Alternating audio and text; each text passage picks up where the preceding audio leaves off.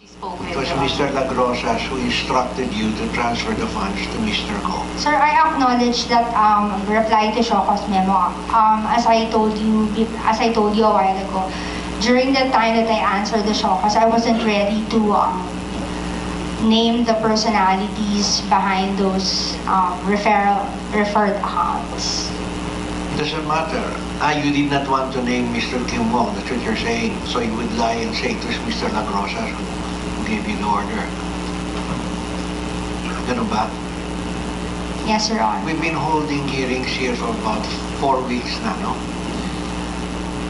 Has Mr. Lagrosas or the others ever contacted you? I'm sorry. Yung mga may-ari ng account, ng dollar account, kausap mo ba sila? Hindi po.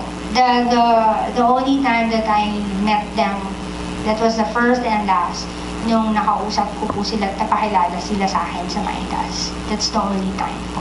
So, pag may tumawag po sa iyo at sasabihin po niya, ako po si Lagrosas, i-transfer mo nga yung $26 million sa account ko, katanggapin mo doon sa account ni Mr. William Go, tatanggapin mo yung order na ganun?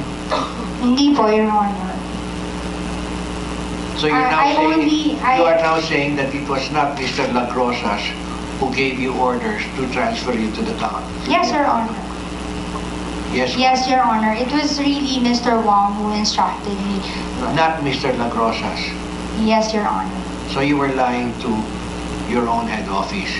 Sir, as I said during that No, do time, not give us the excuse for lying. if you will But you were consider not that telling the lying, truth. sir, yes, I would acknowledge.